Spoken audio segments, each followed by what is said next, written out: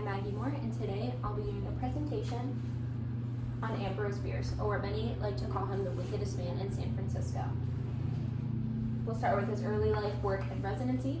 He was born on June 24th in 1842 in Meigs County, Ohio, although he didn't stay here long, and he moved to Indiana in 1846 with his family and settled in Warsaw.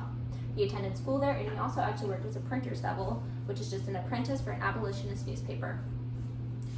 Following the outbreak of the Civil War, he enlisted almost immediately, and what he thought was only going to be 3 months of service ended up being 4 years until an injury prevented him from coming back.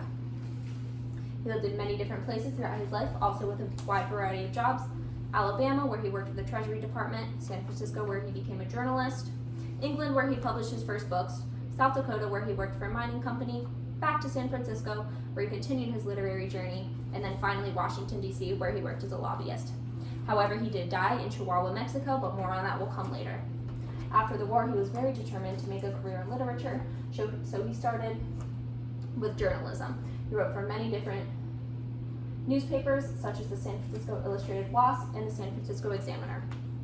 His most famous journalistic work, though, was his Prattle column, which focused on political satire and commentary on global, national, and international news, as stated by S.T. Joshi. Where his true claim to fame lies, though, is with his literary works and his writing style.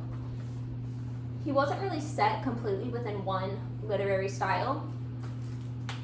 He wrote in quite a few. Probably his most famous one was where his most famous works came from were his more realistic writings, but they were made with some unique elements, meaning they were not written in an entirely realistic way.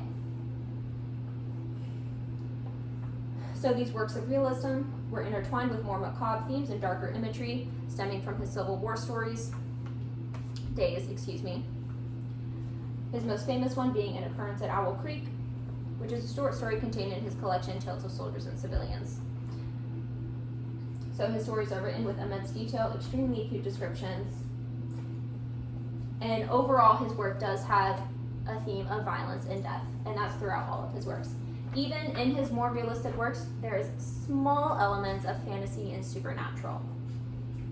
He also wrote in the Southern Gothic genre with works such as A Moonlit Road and The Death of Halpin Frasier. So these works focus more so on the supernatural than the realistic, but still have the realistic elements of very acute and accurate descriptions and a close attention to detail. And many of the times his Southern Gothic works are compared to those of Edgar Allan Poe's. One of his most famous works is actually a satire dictionary entitled The Devil's Dictionary, in which he wrote many different definitions for words, but stemming from satire. My favorite definition being his one for cynic, a blackguard whose faulty vision sees things as they are, not as they ought to be. Hence the custom among the Scythians of plucking out a cynic's eyes to improve his vision. He does have some universal themes throughout all of his works, such as the subjectivity of time, and we'll see that more in one of his stories later. He often included very abrupt beginnings, seemingly impossible or miraculous events that happen, and the theme of war as he was a soldier. For the sake of this presentation, I'm going to elaborate on what I and many others consider to be his most famous work and the one that truly captures him as a writer, and that is An Occurrence at Owl Creek Bridge. The story tells of a Confederate sympathizer who was executed for espionage, but in his final moments, he imagines that he escapes, he fantasizes about it. We go through his entire journey about his escape only to find out that it was all in his head, and he did not actually escape. This is characterized by elaborate detail and intricate descriptions of death and violence, really honing in on those darker themes, dark imagery. It also contains a small element of fantasy that we'll see at the end of the work. It includes a very abrupt beginning that we'll analyze in a minute. And then it does include that seemingly impossible, miraculous event that happens that basically the whole story centers around. His descriptions of his imagery throughout the whole story is rather dry, but it does deal with those darker themes that he's very famous for.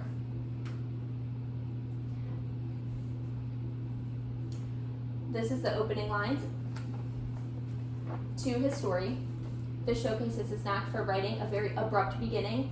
The reader is immediately thrown into the story with extremely detailed imagery, even just within the first few sentences, describing exactly how this war criminal is tied up in the event of his execution, and it left very little to the imagination.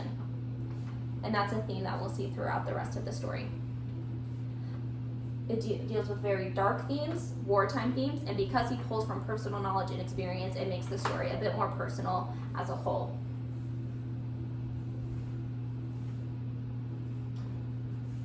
We started with the beginning, opening lines of the story, and we'll finish with the ending lines of the story. The ending of the story is perhaps the most interesting. Peyton, a Confederate sympathizer who's the main character, executes a seemingly impossible and miraculous escape from his own execution that she should not have been able to pull off. But at the end, it is revealed that he did not pull it off.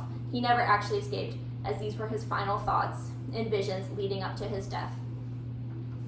In this case, a few seconds seem to last forever as Peyton imagined his escape, and that really showcases Bierce's talent at introducing the element of the subjectivity of time throughout his stories. This technique of the manipulation of time has actually been very influential in the literary and entertainment world, as it has even been used in films such as Jacob's Ladder, as stated by S.T. Joshi.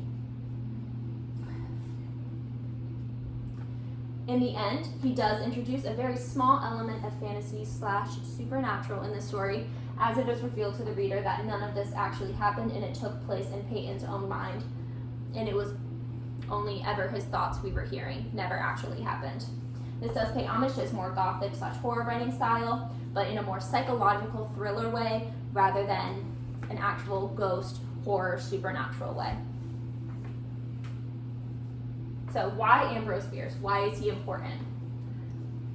His writing style is extremely unique. It demonstrates an incredible combination of elements that seem like they wouldn't fit together at first, but end up work amazingly together. Such as the one we analyzed in An Occurrence at Owl Creek. We had war themes stemming from his time as a soldier, mixed with a slight supernatural element, as we saw in the end. They seemed like they wouldn't fit together at first, but Bierce did it in a way that it worked very well. We never really quite knew what we were going to get from him, as he's extremely versatile. He wrote in realism, Southern Gothic, satire, and was a journalist, and he executed all of those very well, which can be extremely difficult to pull off as an author. He also kept universal elements throughout a lot of his work, such as his subjectivity of time, and most notably his attention to detail and dealing with darker themes. There was more to his life than just his literary works. He fought for the Union during the Civil War and was a huge opponent of hypocrisy and corruption. This made many of his works more personal and allowed the reader to really connect with him as an author on a deeper level. To me, his background is extremely important to know before reading his works. Many authors fail to achieve that connection to the reader because they write about things that they've never experienced. My favorite thing about literature is when I can connect with an author, and because his works were so personal, I was able to do that with Bierce and establish that connection to him. Now, I mentioned we would talk about his death a little later. He died in 1914 in Chihuahua, Mexico. He was bored with his life in Washington, D.C., where he worked as a lobbyist, so he moved somewhere where something worthwhile is going on, and that happened to be Mexico right in the middle of a civil war. His last letter was dated for December 26, 1913, and read, "I leave here tomorrow for an unknown destination." That letter was dated in 1913, but he died in 1914, and between then, nobody knows what happened to him. It's still a mystery to this day. We don't know if he died in Mexico, if he ever made it to Mexico, or if he moved out of Mexico and died somewhere else. I'll end the presentation with my favorite quote from an author. It is a fittingly ambiguous end to a writer whose own work exposed the horrors and ambiguities of war. And that is Ambrose Bierce. Thank you.